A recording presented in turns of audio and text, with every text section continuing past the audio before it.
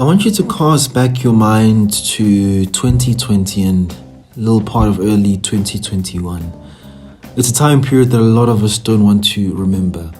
But while there were a whole lot of bad things that happened during that time, for gaming a few things happened, and I personally came to a realization that's the topic of this video. During that time of COVID-19, PlayStation was also generous to give out a couple of free games throughout that time period to encourage people to stay home during that time period. One of those games was Uncharted, the entire collection, the Legacy Edition, and Ratchet and Clank. During that time, I took that opportunity to go ahead and finally play this rebooted version of Ratchet and Clank that originally came out in 2016. I was definitely very interested in this title as I had personally grown up with Ratchet and Clank over on the PlayStation 2. I played Ratchet and Clank 3, Ratchet, Gladiator, and some other versions that I played with my friends along the way. I definitely had myself a very good time, and it's definitely one of my most memorable games of my childhood. It had strong combat, interesting story, strong writing, and a surprisingly really good multiplayer component for such a single player game. Whether you're playing locally or you versus your friend on the split screen TV, or if you were and blessed to have the ability to play on the network. Whatever you were choosing, Ratchet & Clank was definitely a high quality title, and it definitely delivered in a huge amount of ways. Now, enter 2016, this version of Ratchet & Clank. This is a rebooted version that came alongside the Ratchet & Clank movie that came out in the same year. Now, credit needs to be given where it's due. Ratchet & Clank, this reboot, definitely looks absolutely amazing, and the gameplay systems and weapons are absolutely breathtaking. The visuals are spectacular, the weapons are very, very unique to Ratchet & Clank, and they definitely bring a huge fun element to the combat. But what immediately stood out to me that was a strong decrease and degradation of quality was the story and the characters. In comparison to the original trilogy, it definitely is a huge step down. And there are many other YouTubers who have also pointed this out and noticed it if they've had the opportunity to go ahead and play this reboot. They're trying to reboot Ratchet & Clank so it can be more palatable to this new generation of gamers. But unfortunately, what kept it together, the glue, the characters and the story, definitely seems to be dumbed down and neglected. While playing this game and after I'd recently completed it, what stood out to me is that this trend has not only gone to gaming, it's gone into every single facet of children's entertainment. There's been a huge decrease and reduction of the quality of every single form of media entertainment that is directed for the target market of children. This is the same for movies, cartoons, and of course gaming. This video is going to discuss the areas where I think that a lot of children's entertainment has definitely dropped the ball, lost its quality and lost its overall charm, and compare it to the cartoons and video games that were part of my generation to try and pinpoint where they've lost the ball.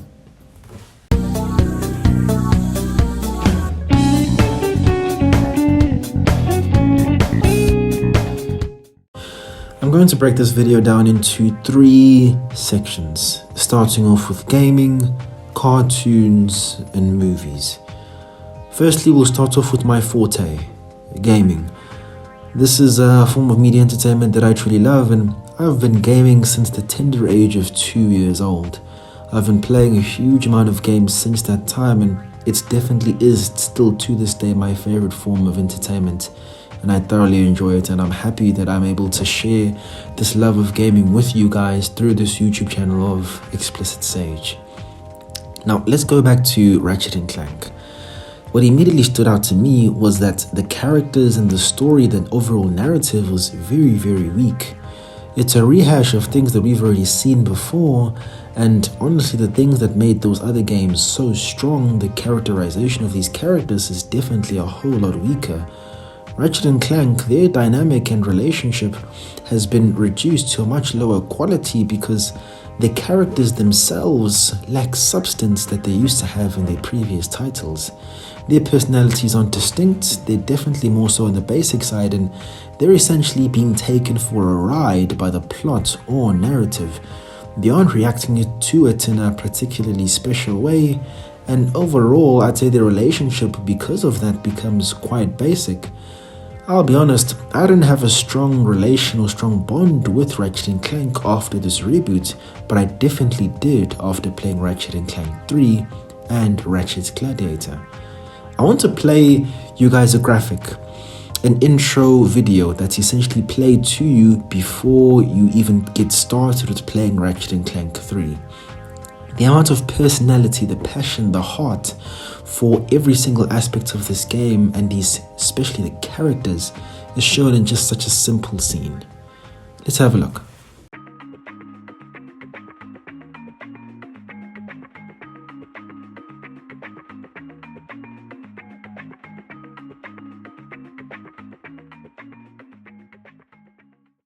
Now, of course, I know that Ratchet & Clank, the reboot, is just one example of this, but this trend is translated into every single game that you can even think of that is geared towards children.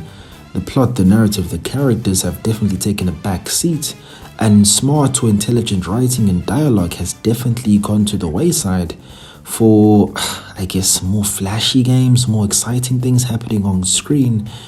The thing is, the quality of entertainment is definitely taking a huge knock, and it kind of coincides with this generation that we're in, going for fast, flashy, entertaining 6-second clips that are going to try and keep the attention span of the children. Instead of having something that's gripping and entertaining and, while flashy at the same time, the substance that makes these things special has definitely been lost over time, and I think it's a true shame. Ratchet & Clank is just an example. Consider Knack, consider Little Big Planet, and even consider the Lego games.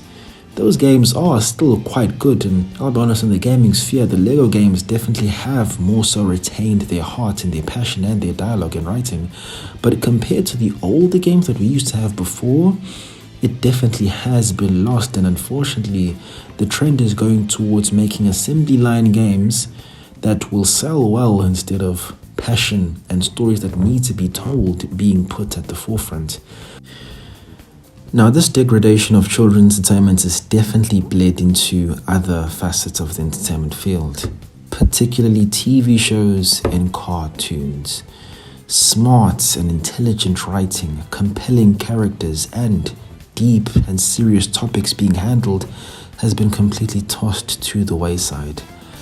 The only time and place where you can find such things is unfortunately only in the anime community. Now, for me personally, that's part of the reason that I, even in my day, started to watch and drive towards shows such as Naruto, Dragon Ball Z, and other forms of anime, because I felt that there were very few shows which were able to scratch the mature itch that I was particularly looking for. A lot of the cartoons and out there were quite goofy, not very serious or very compelling in terms of a narrative. But even though they weren't plentiful, there definitely were a few handful shows that were very, very stellar. I'm going to name a few shows for you guys that I think are really high quality shows that I think the generation that we're having today unfortunately isn't able to experience. I'm talking Ben 10, Ben 10 Alien Force, Ben 10 Ultimate Alien, Regular Show, Jake Long, The American Dragon, Kik Batowski, Danny Phantom, and of course one of the most legendary shows out there, to the point that it's so high quality that even adults that never experienced it during their childhood are watching it today, Avatar: The Last Airbender. We had a myriad of shows during my generation that were absolutely spectacular. And this isn't even considering the superhero shows that still tackled mature and serious topics while being a sensational cartoon show. The only one that I can name that came out kind of recently, but not really, is Young Justice. And even then, I'd definitely put it part of the cohort that came way before. If we're talking superhero shows alone, Superman the Animated Series, Batman Beyond, Batman the Animated Series, Justice League Unlimited, There were a huge amount of high quality shows that were out there that had superb writing. Yo, Batman Beyond alone, that to this day, I went back during my university days and rewatched the entire series start to finish, and I was thoroughly entertained with every single episode. To this day, Batman Beyond is still one of the best superhero shows that I've ever seen, and I definitely think it's a genuine travesty that we've never seen a live action version of that. I definitely hope for that day to come sooner rather than later. Now, considering the other shows, absolutely phenomenal. Respect to Cartoon Network and Man of Action for the creation of Ben 10. Ben 10 to this day is probably one of the best original Western cartoons that have ever come out. Their own original superhero, Ben 10 and the Omnitrix. Definitely a special show that to this day holds a special place in my heart. It was amazing. Ben 10 started out as an episodic adventure show that went on various journeys as Ben Tennyson, Gwen Tennyson, and Max Tennyson went on their vacation as a family, as he takes these two brats, and on their journey, Ben finds the Omnitrix and he goes on journeys protecting the Earth and saving the galaxies multiple times. What I loved about that show in particular is that it went through a progression, but more so, Ben Tennyson grew up with us. He did not stay stagnant. They did not keep it going just to ensure that the bag was secured. No. Ben 10 went through a substantial evolution. Consider Ben 10 to Ben 10 Alien Force. He becomes a teenager. He gets substantial character development as he matures to become a man. The aliens themselves change as well, with a few favorites still remaining. But in terms of every single aspect, Ben 10 Alien Force is a high quality show that had proper character development, had mature stories, and in terms of a plot and narrative, definitely the quality went up incrementally with every single season. Definite quality. And the things that were happening on that show were absolutely heat. The action was there, the dialogue was there, it was witty, it was interesting. There was side plots, there were twists and turns, and it was a very honestly compelling show. If you were to hook me up with an episode of Ben 10 Alien Force today, if it's an episode that I enjoy, it's definitely something that I would absolutely mess with. And this is something that I want to point out to you guys that is particularly sad, and why I say things such as the dialogue, the writing, and the characters, all of these things have definitely taken a downgrade.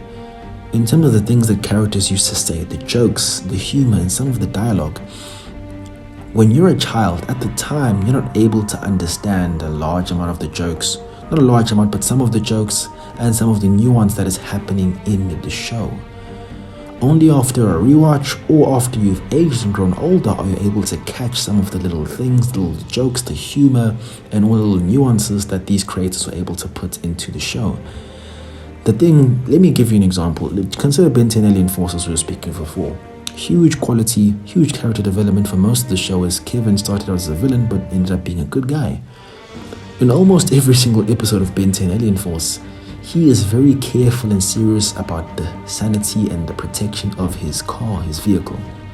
At the time when we were kids, when we were watching the show, we didn't really care about his car, and we'd be like, oh, he's just so obsessed with his car. Why does he care so much? Now that I've gotten older and I have a vehicle of myself, I feel the exact same pain that Kevin 11 feels when his car gets trashed. Imagine more so after he's taken so many hours and times to ensure that the quality of his vehicle is high, and he builds the car from scratch by himself with his own money, bro. So damn straight you're gonna care what happens to your car during all these journeys, bro. So it's so interesting. Not just that, but the humor, the jokes. There's so many jokes. I was watching a compilation video of Kevin 11 and Gwen Tennyson and the various issues that he faced with his vehicle throughout the show. And looking back on all of that stuff, bro, I can relate to it with him so much. And before, we used to think that, Kevin 11's just being so obsessive with his car.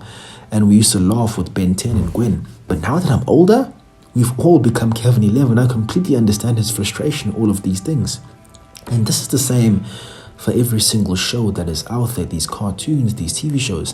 The nuance and all of these things, if we're talking about the newer shows today, they've lost all of that. The quality has definitely gone down. I don't think I can even name one television or TV show that is able to have this nuance or interesting dialogue or interesting things happen. Instead, what they're doing is trying to keep the trend going and having multiple reboots of characters we already know and love. Ben 10. Why? They no longer have the creativity and the smarts to be able to create a new and exciting original hero, which is such a shame. And this is unfortunately bled into other forms of media entertainment, as these days, Disney is no longer pumping out brand new original Disney movies. No.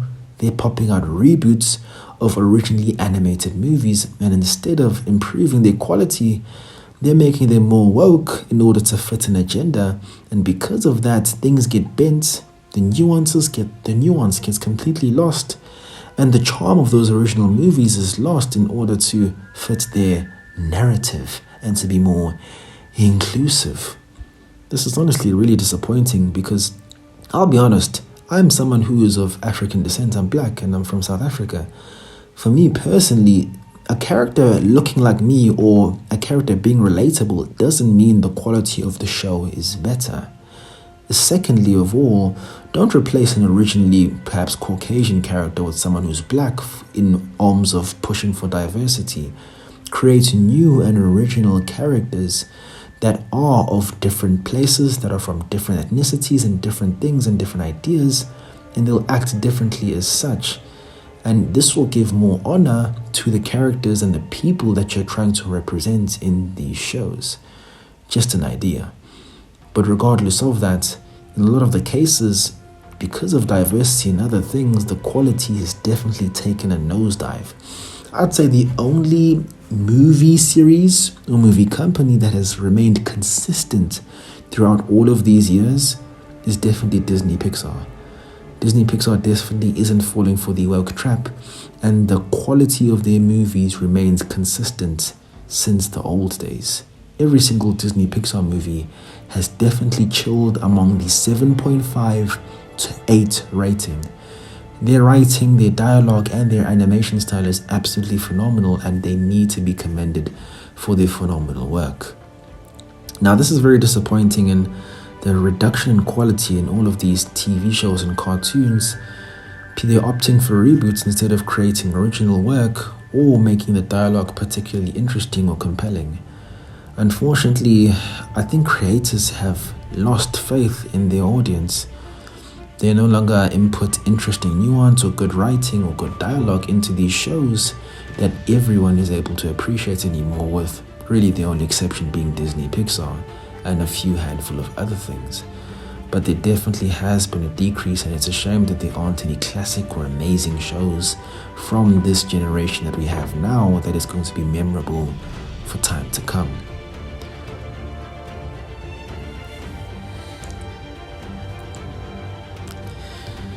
Children's entertainment has taken a huge nosedive in quality, and it's a shame that it's bled into every single facet, from gaming, TV shows, cartoons, and movies to the like.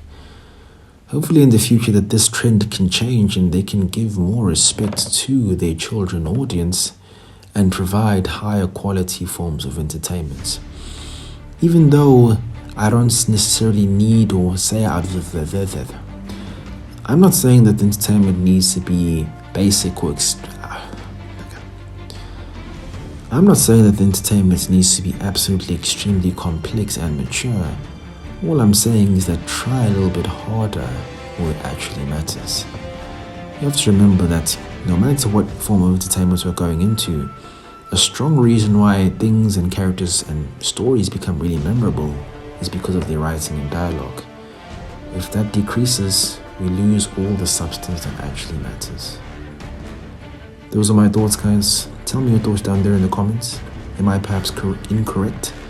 Are there perhaps some shows that are made in the Western sphere that are still of high quality, that are able to compete with some of the shows that I've listed before? I'll be honest, if we aren't talking about anime, there definitely doesn't seem to be a show that is able to hit with the peaks of the shows that we had in my generation. So tell me your thoughts down there in the comments. Let's have a dialogue down there. Take it easy, gents.